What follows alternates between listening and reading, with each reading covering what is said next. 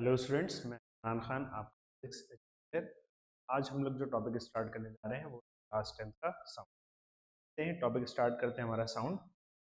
तो साउंड में जो साउंड का जो हम चैप्टर पढ़ने जा रहे हैं, ये एक्चुअली क्लास में जो पढ़ा था वही सेम चैप्टर आगे। वहाँ पर हम लोग ने साउंड के कुछ थे, जैसे इस वेव के फॉर्म में ट्रेवल करता है और मैकेनिकल वेव्स कितने टाइप की हो हमने, ठीक है ना। उसके बाद हम लोग ने साउंड के बारे में जनरल चीज़ें देखा था कि स्पीड क्या होती है गैसेस में, लिक्विड्स में तेज़ होता है या सॉलिड में तेज़ होता है। नेक्स्ट हमारा जो टॉपिक कंटिन्यू है वो हम आज क्लास 10th में जो कंटिन्यू कर रहे हैं। तो एको जो फिनोमेना है वो साउंड के रिफ्लेक्शन यहाँ पे बेस्ड। एको टॉपिक को अगर हम देखें तो आपको ये पता है कि जब हम हिल एरियाज में जाते हैं, लिफ्ट के पास खड़े या किसी एक बड़े हॉल में हम वहाँ, और वहाँ पे हम जब क्या करते हैं, कोई वर्ड हाई इंटेंसिटी से कॉल करते हैं तो वो आपको रिफ्लेक्ट होकर दोबारा सुनाई देता है ना। इसी फिनोमेना को बेसिकली हमने क्या बोला है, एको। तो एको में क्या होता है कि जब आप कोई साउंड बोलते हो, ठीक है ना, और वो साउंड जाता है और आता है टकरा के आपको वापस दोबारा सुनाई देता है, लेकिन जब ओरिजिनल साउंड सुनाई खत्म हो गया तब आपको सुनाई देता है। उस फिनोमेना को एको। लेकिन अगर वो साउंड ओरिजिनल साउंड जो रिफ्लेक्टेड साउंड आया है, अगर वो ओरिजिनल साउंड के साथ मिक्स हो जाएगा तो हम उसे एको नहीं बोलेंगे। तो एको फेनोमेनन में क्या हो रहा है, फिर से एक बार हम लोग रिकॉल कर लेते हैं कि हमने साउंड कुछ बोला और वो गया ऑब्स्टिकल से टकराया, टकरा कर हमको वापस दोबारा सुनाई दिया, लेकिन कब सुनाई दिया, जब ओरिजिनल साउंड खत्म हो गया। तो उस फेनोमेना को हम बोलते हैं एको की। एक काम करते हैं, हम कंडीशन डिराइव करके देख लेते हैं कि कंडीशन पर बेस्ड है। अगर आप चेक करो तो यहाँ पर ये आपका सोर्स है, सोर्स ही क्या कर रहा है, साउंड को बोल रहा है, और वही ऑब्जर्वर है, वही रिफ्लेक्ट। तो मान लेते हैं हम इस सोर्स जो है हमारा, ये पर्टिकुलर हमारा सोर्स, और ये हमने एक वॉल ले रखी है जिसको हमने ऑब्स्टेकल बोल रखा है। ऑब्स्टेकल और सोर्स के बीच के डिस्टेंस हमने क्या मान लिए, मान लिए। तो आप इसको चेक करें कि जब आप सोर्स हैं, आपको साउंड बोलेंगे तो साउंड डी डिस्टेंस ट्रेवल करके जाएगा, टकराएगा और ऑब्स्टेकल से टकरा के फिर वापस आएगा। तो आप देखें तो साउंड कितना डिस्टेंस चलेगा, डी गया, डी वापस आया, टोटल डिस्टेंस साउंड ने चली है 2d। और आपको पता है कि अगर आपको स्पीड निकालनी हो, स्पीड का फॉर्मूला होता है डिस्टेंस अपॉन टाइम। तो डिस्टेंस कितनी चल रहे हैं, 2d, 2d upon time use, ठीक है। ये फॉर्मूला हम लोग न्यूमेरिकल में, अब साउंड की स्पीड की अगर हम बात करें तो साउंड की स्पीड होती है 340 मीटर पर सेकेंड। ये एयर में है, ये मैक्सिमम स्पीड मैं ले रहा हूँ 340 मीटर पर सेकेंड। डिस्टेंस मुझे इवेल्युएट करनी है कि मिनिमम डिस्टेंस कितनी रिक्वायर्ड होगी ओके होने के लिए। अच्छा, टाइम के बारे में हम बात करें तो अगर मुझे साउंड्स को डिस्टिंक्टली हर्ड करना है तो टाइम का मिनिमम गैप होना चाहिए 0. अगर टाइम को 0.1 सेकेंड से कम लग रहा है साउंड को रिफ्लेक्ट होकर आने में, तो वो ओरिजिनल साउंड के साथ मिक्स हो जाएगा, आपको डिस्टर्ब भी नहीं होगा और ना एको फेनोमेनन। तो टाइम का जो मिनिमम गैप होना चाहिए वो कितने का होना चाहिए, 1 सेकेंड का होना चाहिए। तो आप देख लें क्या क्या चीज़ें यहाँ पर कैंसिल हो रही है, सेकेंड कैंसिल हो रहा है, ये अगर हम पॉइंट हटा देंगे तो ऊपर जीरो, और ये जीरो भी कैंसिल हो जाएगा, ये हो जाएगा 217 सा। हमारी डिस्टेंस कितनी आ गई है एयर में, हमारी डिस्टेंस आ जाएगी 17 मीटर। यानी एको होने के लिए मिनिमम डिस्टेंस जो एयर में होनी चाहिए वो होनी चाहिए 17 मीटर। तो अभी ये जो मैंने एको की कंडीशन निकाली है कि 17 मीटर डिस्टेंस एयर में, वो एयर के लिए सिर्फ ट्रू है क्योंकि medium to medium speed of sound very करेगा, एज अ रिजल्ट डिस्टेंस जो एको की होगी वो वेरी करेगी। एको की कंडीशन आती है कि what is the condition for echo to form to hear echo distinctly, the minimum distance between source and the obstacle must be 17 metre in air, ठीक है ना। तो आप किसी ऐसे हॉल में हैं जहां पर डिस्टेंस 17 मीटर से कम है तो एको वहां पर आपको डिस्टिंक्टली हर्ड नहीं होगा। लेकिन आप अगर किसी ऐसी जगह पर हैं, बड़े हॉल में है जहां पर डिस्टेंस ज़्यादा है, तो आपको एको जो होगा वो डिस्टिंक्टली हर्ड होगा। तो कुछ और भी कंडीशंस होती हैं जिन पे एको डिस्टिंक्टली हर्ड होता है, ठीक है ना। तो बेटर ईज के लिए मैंने आपके लिए यहाँ पे 3 पॉइंट्स लिख दिए थे। पहला पहला पॉइंट हम लोग भी क्लियर कर लिया कि मिनिमम डिस्टेंस जो एयर में होनी चाहिए 17 मीटर होनी।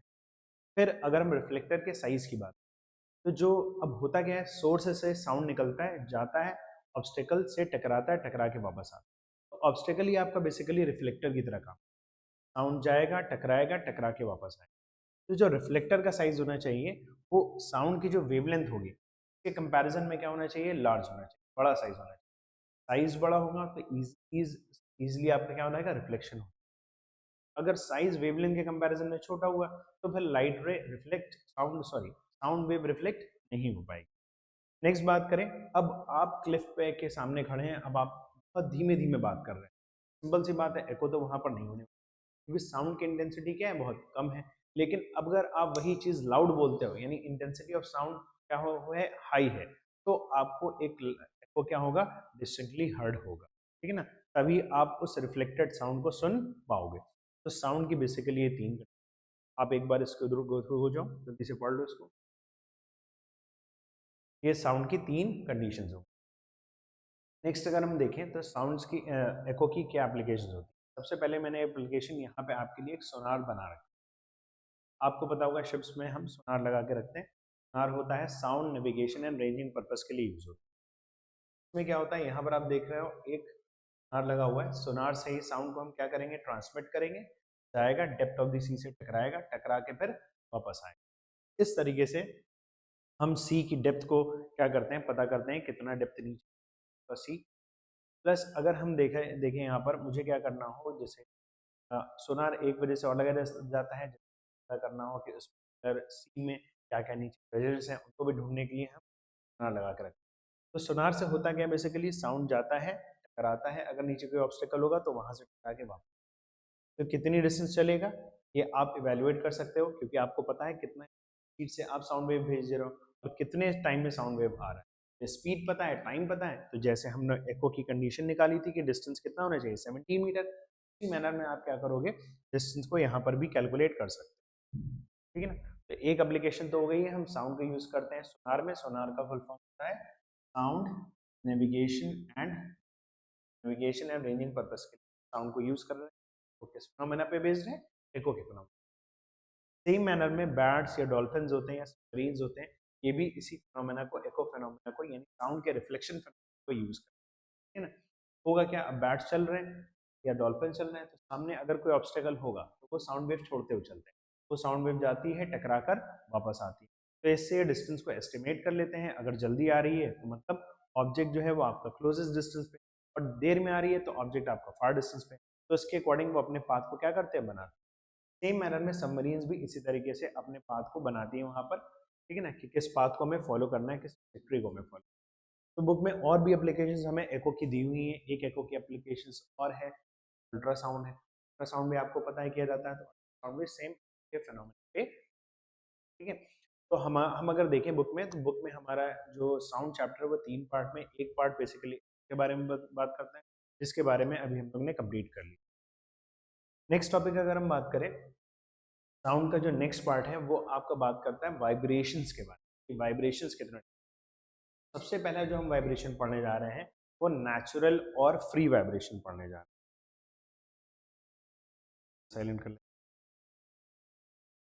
तो नेचुरल और फ्री वाइब्रेशंस के बारे में अगर हम बात करें तो वाइब्रेशन तीन टाइप के हो गए, एक नेचुरल फ्री जो अभी हम पढ़ने जा रहे हैं, नेक्स्ट पढ़ेंगे damped vibration, and last one भी फोर्स्ड वाइब्रेशन।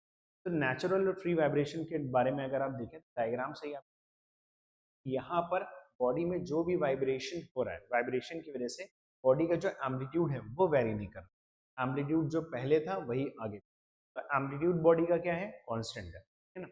अब ये पॉसिबल कैसे हो सकता है, मेरे एग्जांपल है एक सिंपल सा, अगर आप एक पेंडुलम को आप ऑसिलेट कराओ, आप उसको किसी एक्सट्रीम पोजीशन तक लेकर जाओ यहाँ, और उसको आप छोड़ो, अब वो क्या करेगा, ऑसिलेट करना स्टार्ट करेगा, लेकिन अल्टीमेटली धीरे धीरे कहाँ जाएगा, वो रेस्ट में। क्यों, क्योंकि उस मीडियम में सराउंडिंग के एक्सटर्नल रेजिस्टिव फोर्सेस लगे, तो जो बॉडी के आपके एम्पलीट्यूड को कंटिन्यूस क्या करेगा, डिक्रीज करेगा, और धीरे धीरे बॉडी फिर से कहाँ जाएगी, आ जाएगी। लेकिन यही सेम एक्सपेरिमेंट अगर हम वैक्यूम में करेंगे, तो हम जिस एम्पलीट्यूड से बॉडी को छोड़ेंगे, ठीक है ना, जितना डिस्प्लेस करके बॉडी को हम छोड़ेंगे, अब बॉडी उसी एम्पलीट्यूड से वाइब्रेट करती रहेगी, यानी बॉडी के एम्पलीट्यूड में चेंज नहीं आएगा। तो उन सच वाइब्रेशंस को लोग ने नेचुरल और फ्री वाइब्रेशन। तो नेचुरल और फ्री वाइब्रेशन में क्या हो रहा है कि सिस्टम के ऊपर एक्सटर्नल रेजिस्टिव फोर्स एक्ट नहीं, और जब सिस्टम के ऊपर एक्सटर्नल रेजिस्टिव फोर्स नहीं एक्ट होगा तो बॉडी का एम्पलीट्यूड क्या रहेगा, कांस्टेंट रहेगा। तो उन सच वाइब्रेशंस को हम लोग ने क्या बोला है, नेचुरल वाइब्रेशंस या फिर फ्री वाइब्रेशन। तो नेचुरल वाइब्रेशन और फ्री वाइब्रेशन के बारे में आपको मैं और बता देता हूँ। सबसे पहले यहाँ पर हम एक फॉर्मूला की बात कर रहे हैं, फ्रिक्वेंसी। फ्रिक्वेंसी का एक फॉर्मूला एक्चुअल में होता है 1/2 √T बाय IR²।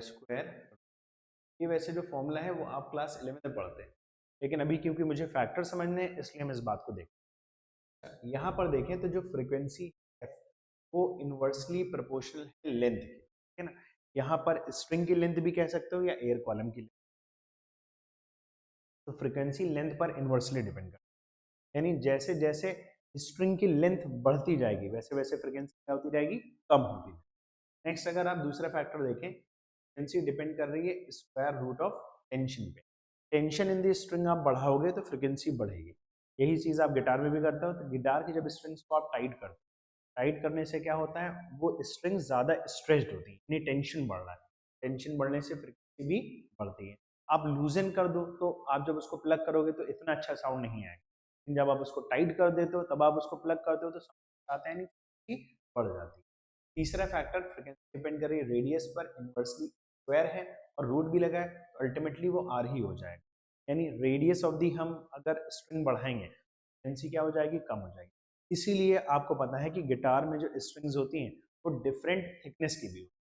अब डिफरेंट थिकनेस की होंगी तो वो स्ट्रिंग जिसकी थिकनेस सबसे कम होगी, यानी जो सबसे पतली स्ट्रिंग होगी उसकी रेडियस सबसे कम, और रेडियस सबसे कम तो फ्रीक्वेंसी सबसे ज्यादा हो जाएगी।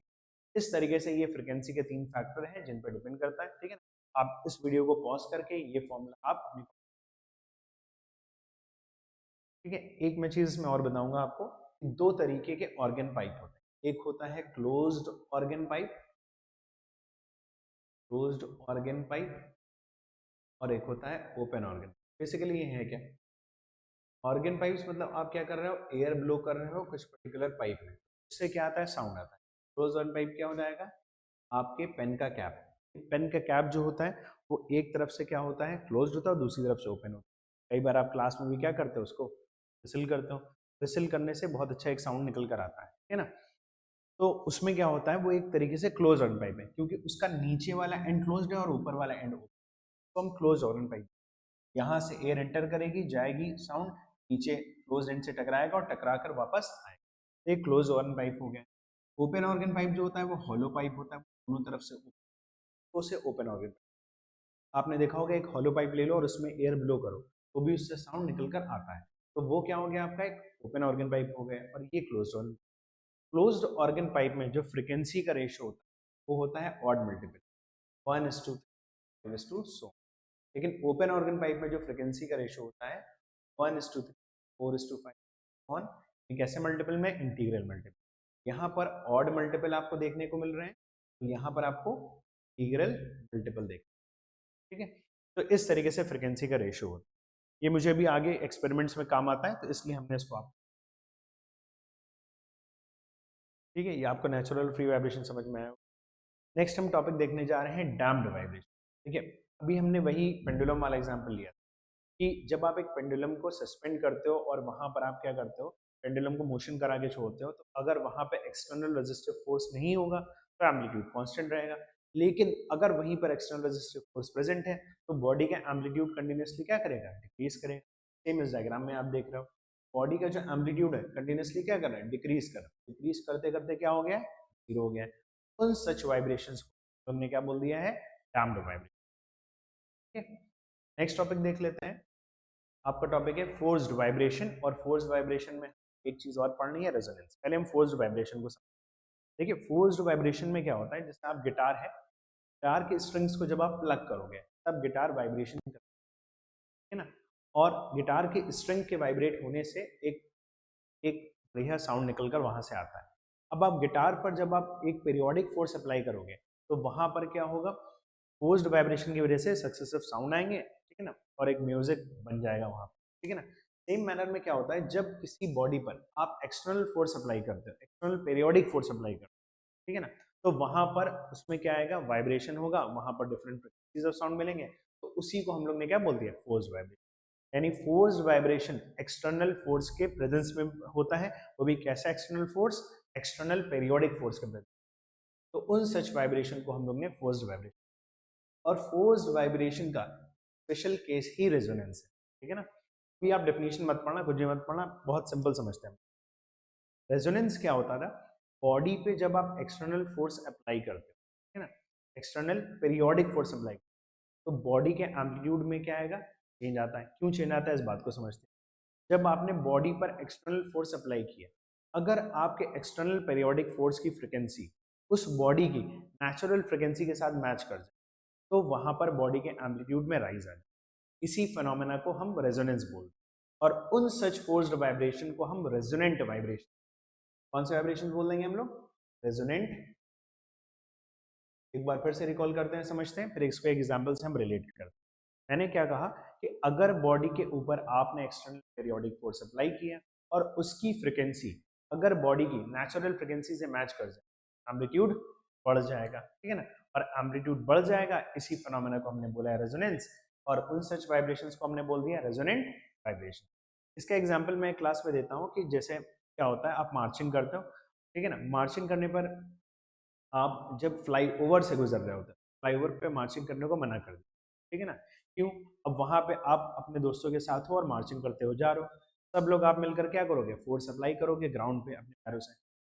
तो अगर आप एक्चुअल में फ्लाई ओवर पे एक्सटर्नल फोर्स ही तो लगा रहे हो, तो अगर आप सारे बंदे हैं, आप सब लोग एक साथ फ्लाई ओवर पे जा रहे हैं, मार्चिंग करते हो, अगर आपके एक्सटर्नल फोर्स की फ्रिक्वेंसी जो आप अप्लाई कर रहे हो एक्सटर्नल फोर्स फ्लाई ओवर पर, उसकी फ्रिक्वेंसी फ्लाई ओवर की फ्रिक्वेंसी से मैच कर जाए, तो फ्लाईओवर का एम्पलीट्यूड बढ़ जाएगा, यानी उनके पार्टिकल्स के बीच में डिस्प्लेसमेंट आ जाएगा। अब पार्टिकल के बीच में डिस्प्लेसमेंट मैक्सिमम हो गया, फ्लाईओवर कोई एक इलास्टिक बॉडी तो है नहीं, तो इसकी वजह से क्या होगा, पार्टिकल अपनी मीन पोजीशन से डिस्प्लेस होंगे, लेकिन अपनी वापस मीन पोजीशन पे नहीं आ, इसलिए मीन पोजीशन पे ना आने की वजह से आपका फ्लाईओवर क्या कर सकता है, कोलैप्स कर सकता है, ठीक है ना। इसीलिए हम इन टाइप के वाइब्रेशंस को रेजोनेंट वाइब्रेशन बोल रहे हैं। ध्यान रखना है, जब भी आप फ्लाईओवर से जाते हैं तो वहां पे मार्चिंग करने को इसीलिए मना कर दिया जाता है कि ऐसा ना हो कि आपके एक्सटर्नल फोर्स की फ्रिक्वेंसी बॉडी के नेचुरल से मैच कर जाए। इसीलिए आपने देखा होगा अपने आसपास लोकेलिटी में कि अगर कोई फ्लाईओवर आपके वहां बहुत पुराना बना हुआ है, हैवी कैरियर्स जो होते हैं, बड़े ट्रक होते हैं, यानी जिनमें ज़्यादा टायर्स होते हैं, बेसिकली ज़्यादा टायर्स होंगे तो ज़्यादा लोड कैरी करके चलेगा, उन ट्रक्स को वहाँ पे फ्लाईओवर पे चलने से मना कर दिया, बिकॉज अब इतने हैवी मोटर व्हीकल्स वहाँ से निकलेंगे, वो भी चलने पर एक्सटर्नल फोर्स अप्लाई करेंगे, ठीक है ना। तो ऐसा ना हो कि फ्रिक्वेंसी मैच हो, इसलिए इस चीज़ को अवॉइड किया जाता है। लेकिन ये रेजोनेंस फिनोमेना जो है कहीं पर हम को यूज़ करते हैं, रेडियो रिसीवर्स में यूज़ करते हैं। होता क्या है, आपको पता है, जैसे रेडियो कई सारे आते हैं, रेडियो कई सारे सिग्नल वेव्स आते हैं, ठीक है ना, अलग अलग वेव पे। मान लो मेरा एक रेडियो चैनल है, ठीक है ना, और मैं रेडियो चैनल अपना मेरा 96 पे आता है, मान लो 96 मेगाहर्ट्ज पे। तो क्लास में कोई ना कोई रेडियो एग्जाम्पल ले लेता हूँ, ठीक है, लेकिन यहाँ पर मैं एक एग्जाम्पल मान रहा हूँ 96 मेगाहर्ट्ज, ठीक है।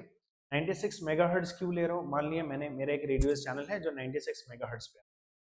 अब आप घर में रेडियो रिसीवर्स रखे हुए हो, अब आप रेडियो रिसीवर्स पे 96 मेगाहर्ट्ज फ्रीक्वेंसी क्या करते हो, सेट करते हो। तो मैंने जो इंसिडेंट कर रखी है अपने रेडियो की सिग्नल 96 मेगाहर्ट्ज पे, मैंने भी अपने रेडियो पे क्या सेट कर लिया है, 96 मेगाहर्ट्ज। जब दोनों की फ्रिक्वेंसी मैच कर जाती, तो अभी बताया था आपको एम्पलीट्यूड बढ़ जाएगा। तो आपका जो रेडियो होगा वो एम्पलीट्यूड बढ़ने की वजह से उन पर्टिकुलर सिग्नल्स को साउंड से कन्वर्ट करेगा, और फिर आप उस मेरे पर्टिकुलर रेडियो को क्या करोगे।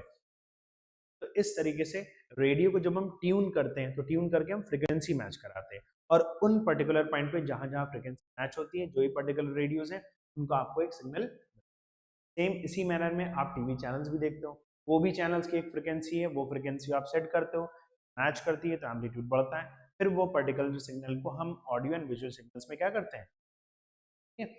तो रेजोनेंस की अगर कंडीशन की बात करें, मेन कंडीशन तो यही हो जाएगी कि नेचुरल फ्रिक्वेंसी को एक्सटर्नल फोर्स की फ्रिक्वेंसी से क्या होना चाहिए, मैच होना चाहिए। एज अ रिजल्ट एम्पलीट्यूड बढ़ जाएगा। कुछ कंडीशन मैंने आपके लिए और लिखी है कि अगर आपको रेजोनेंस कराना है तो मिनिमम ऑब्जेक्ट में 1 नेचुरल फ्रिक्वेंसी तो होनी चाहिए। अब 0 नेचुरल फ्रिक्वेंसी वाइब्रेट ही नहीं कर रहा तो रेजोनेंस होगा। दूसरा, external periodic force must be applied to the object. Force जो है आपको एक्सटर्नल पेरियोडिक फोर्स हमेशा वहां पर अप्लाई करना पड़ेगा, वरना ऐसा नहीं होगा। और फ्रिक्वेंसी क्या होनी चाहिए, बताया था, बराबर होती है, ठीक है। ये चीज़ आप देख लो जल्दी से, इसको स्क्रीन को पॉज करके एक बार अच्छे से आप पढ़ सकते हो, तो नोट भी कर सकते हो। चलते हैं फिर नेक्स्ट टॉपिक स्टार्ट करते हैं हम लोग। अब देख लेते हैं रेजोनेंस के एक्सपेरिमेंट। रेजोनेंस के कौन कौन से एक्सपेरिमेंट्स हैं हमारे पास। सबसे पहले मैं एक एप्लीकेशन कर रहा हूँ रेजोनेंस की, ठीक है। ये जो मैं एप्लीकेशन कर रहे हैं ये बेस्ड है, ठीक है ना, रेजोनेंस फिनोमेना पे। अब आप देख रहे हो यहाँ पे दो साउंड बॉक्स हैं, साउंड बॉक्स ए है और साउंड बॉक्स बी है, जो कि दो tuning fork A and B से कनेक्ट है। मैंने पहले बता दी कि जो tuning fork A and B है वो आइडेंटिटी। अब आप क्या करते हो, ट्यूनिंग फॉर्क ए को प्लग करते हो। प्लग करने से ट्यूनिंग फॉर्क ए वाइब्रेट करेगा, उसके वाइब्रेशन साउंड बॉक्स ए से ट्रेवल करते हुए वाइब्रेशन बी में जाएंगे। मेरा क्वेश्चन ये है आपसे, क्या बी ट्यूनिंग फॉर्क वाइब्रेट करेगा? ठीक है ना, सोच लें फिर इसको आंसर चेक करते हैं। हाँ, तो आंसर यही है कि अगर आप ट्यूनिंग फॉर्क ए को प्लग करते हो तो उसके वाइब्रेट होने से वाइब्रेशन साउंड बॉक्स ए से साउंड बॉक्स बी में ट्रेवल कर रहे हैं, तो बी भी आपका वाइब्रेट करे। बी के लिए ये क्या हो गया, फोर्स्ड वाइब्रेशन। अब बी जब वाइब्रेट करेगा तो नेक्स्ट क्वेश्चन मेरा ये है, क्या बी का एम्पलीट्यूड मैक्सिमम होगा या बी वाइब्रेट करेगा नॉर्मली? तो आंसर इसका भी क्या है, सोचते हैं फिर चेक करते हैं। इसका भी आंसर क्या है कि बी जो हो आपका, बी जो होगा आपका वो मैक्सिमम एम्पलीट्यूड से वाइब्रेट करेगा। अभी देखो मैंने आपको थोड़ी देर पहले बताया था कि अगर फ्रिक्वेंसी मैच कर जाती है तो रेजोनेंस अकर करता है। अब देखिए ट्यूनिंग फॉर्क ए और ट्यूनिंग फॉर्क बी मैंने बोला था आइडेंटिकल, तो सारी चीजें लेंथ भी क्या है इनकी सेम है, और लेंथ जब सेम है तो फ्रिक्वेंसी भी मैच कर जाएगी, और जब फ्रिक्वेंसी मैच कर जाएगी तो बी का एम्पलीट्यूड मैक्सिमम। तो इसका आंसर यही है कि बी जो होगा आपका मैक्सिमम एम्पलीट्यूड से वाइब्रेट करेगा। एक एप्लीकेशन और चेक कर लेते हैं, ये वाली, ये भी अपना एक्सपेरिमेंट काफी बार एग्जाम में। देखिए हर बार क्या होता है, कुछ ना कुछ इसको चेंज करके एक्सपेरिमेंट, एक ही वाला हम लोग देख लेते हैं।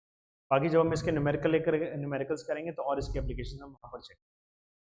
तो आप देख रहे हैं यहाँ पर, तो आप देख रहे हैं यहाँ पर 4 पेंडुलम है ए बी सी डी, है ना, जिनमें A B C D, D की लेंथ, डी की लेंथ ए से कम है, सी की लेंथ ए से ज्यादा है, डी की भी लेंथ मुझे ए से ज्यादा लग रही है। एक मैं पेंडुलम आपके लिए और बना दे रहा हूँ, की लेंथ एग्जैक्टली ए के सिमिलर है, ठीक है ना। चलिए चेक करते हैं। सबसे पहले देखिए मेरा क्वेश्चन यहाँ पर ये है कि अगर हम ए को प्लग करके वाइब्रेट करा दें तो क्या बी सी डी और ई वाइब्रेट करेंगे? तो आंसर क्या है, यस वाइब्रेट करेंगे सभी लोग, due to forced vibration in the air as well as in the, ठीक है ना, फोर्स्ड वाइब्रेशन की वजह से हमारे बी सी सब वाइब्रेट। तो नेक्स्ट मेरा क्वेश्चन ये है, कौन मैक्सिमम एम्पलीट्यूड से वाइब्रेट करेगा? तो आप अगर चेक करें, पी की लेंथ ए से कम है, और बताया था जिसकी लेंथ कम उसकी फ्रिक्वेंसी, तो इस बी की फ्रिक्वेंसी क्या है, ज्यादा है। फ्रिक्वेंसी ए से ज्यादा है तो फ्रिक्वेंसी मैच नहीं हो रही है, रेजोनेंस अकर नहीं करेगा। पी पे मैक्सिमम एम्पलीट्यूड हमें देखने को, ई के बारे में भी थोड़ी देर लेटर ऑन बात करेंगे। अगर हम लोग डी को देखें, सी को देख लेते हैं पहले। सी की लेंथ ए से ज्यादा है, लेंथ ज्यादा है तो फ्रिक्वेंसी कम, फ्रिक्वेंसी कम फिर से फ्रिक्वेंसी मैच नहीं हो रही है, रेजोनेंस अकर नहीं करेगा। ई की लेंथ जो है वो ए से अगर आप देखें, डी की लेंथ भी ए से क्या है, ज्यादा है, और डी की लेंथ क्योंकि ए से ज्यादा है फिर से इसकी फ्रिक्वेंसी क्या होगी, कम, फ्रिक्वेंसी मैच नहीं हो रही है, रेजोनेंस अकर नहीं करेगा। लेकिन अगर हम ई के बारे में बात करें, ई मैंने एग्जैक्टली आइडेंटिकल लेंथ पर ले रखा, यानी ई और ई की जितनी लेंथ है उतनी लेंथ ए की है, यानी अब फ्रिक्वेंसी क्या हो रही है, इस केस में मैच हो रही है। जब फ्रिक्वेंसी मैच होती है तो क्या कर करता है, रेजोनेंस अकर करता है, यानी मैक्सिमम एम्पलीट्यूड से हमारा कौन वाइब्रेट करने वाला है, यहाँ पे मैक्सिमम एम्पलीट्यूड से कौन वाइब्रेट करेगा, ई वाइब्रेट करेगा, बिकॉज ई और ए की लेंथ सेम है, मैच हो जाएगी, तो फ्रिक्वेंसी मैच हो जाएगी तो रेजोनेंस अकर करेगा, तो हमारा ई जो होगा वो मैक्सिमम एम्पलीट्यूड से वाइब्रेट। क्लियर है बात सभी को? ठीक है, और देख लें इसको, ठीक है ना। तो अब हम लोग ने क्या कर लिया है, एक पार्ट और फिनिश कर लिया है जो कि था आपके वाइब्रेशंस के। नेक्स्ट पार्ट जो हम करने जा रहे हैं वो है साउंड की कैरेक्टरिस्टिक। बेसिकली साउंड की 3 कैरेक्टरिस्टिक होती है, एक होता है लाउडनेस, एक होता है पिच और एक होता है क्वालिटी। सबसे पहले हम बात कर लेते हैं लाउडनेस के। ठीक है, साउंड की जो लाउडनेस होती है वो डिपेंड करती है, लाउडनेस डिपेंड करेगा एम्पलीट्यूड। नेक्स्ट अगर हम बात करें तो हमारे पास पिच है, पिच ध्यान रखेंगे डिपेंड करेगा फ्रीक्वेंसी पर। नेक्स्ट अगर हम बात करें क्वालिटी, या फिर इसको हम टिम्बर भी बोलते हैं, ये डिपेंड करता है वेव फॉर्म। आप इसको नोट कर ले कॉपी में अपने पास कि क्वालिटी डिपेंड करेगा वेव फॉर्म पे, पिच डिपेंड करेगा फ्रीक्वेंसी पर, एंड देन लाउडनेस डिपेंड करेगा एम्पलीट्यूड। ठीक है ना।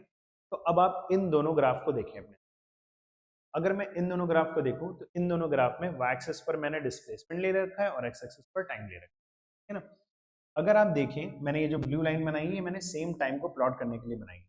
इतने टाइम में देखें तो दोनों की फ्रीक्वेंसी कितनी है, ये भी एक चक्कर कंप्लीट कर रहा है, ये भी एक चक्कर कंप्लीट कर रहा है, तो दोनों की फ्रीक्वेंसी, अच्छा फ्रीक्वेंसी होता है पिच, पिच क्योंकि फ्रीक्वेंसी पे डिपेंड करता है, तो अगर दोनों की फ्रीक्वेंसी सेम है तो पिच क्या होगी, सेम। अगर वेव फॉर्म की बात करें दोनों की वेव कैसी है, साइनोसॉइडल वेव है। साइनोसॉइडल वेव का मतलब क्या है, ये साइन के फंक्शन को ओबे कर रही है। साइन का फंक्शन क्या होता है, 0 से +1 + 0, 0 से -1 -0, ठीक है ना।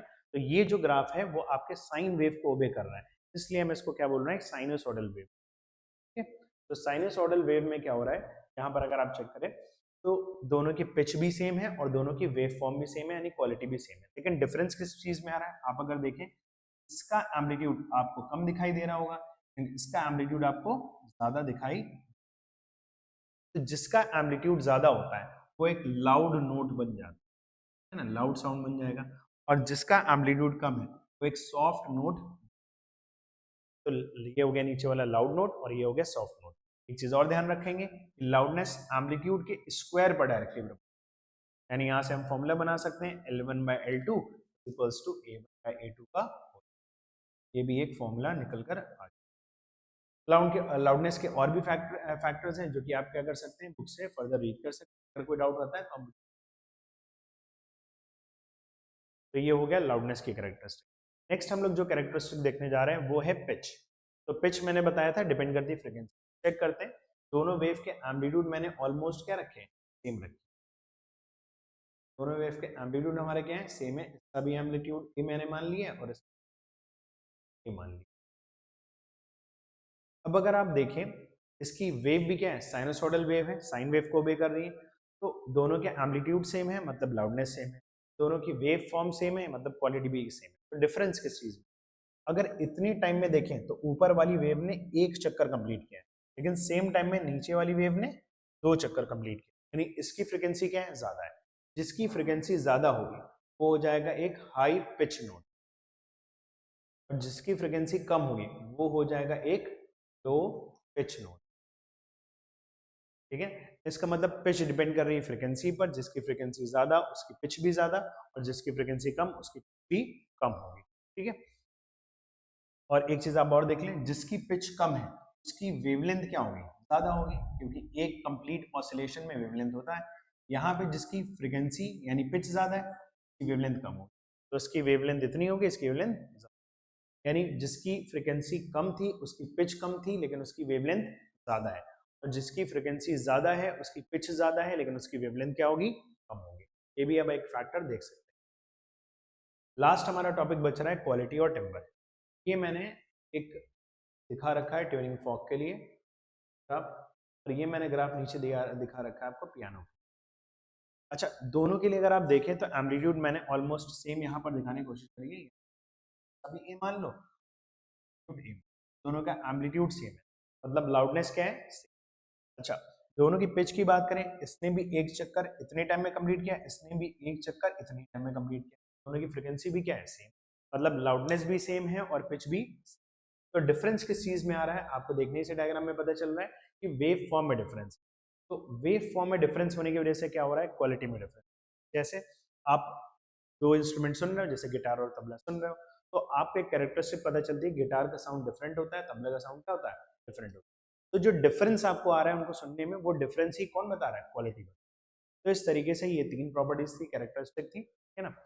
तो हमने आज सारे थ्योरी के जो टॉपिक्स हैं वो इस चैप्टर के कवर कर लिए हैं, साउंड हमारा चैप्टर पूरा कवर हो गया है, ठीक है ना।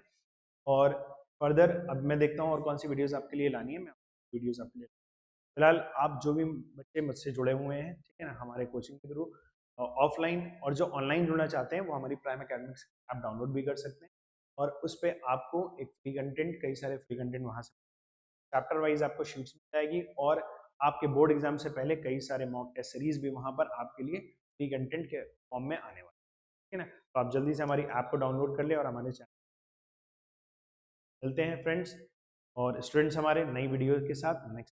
Thank you.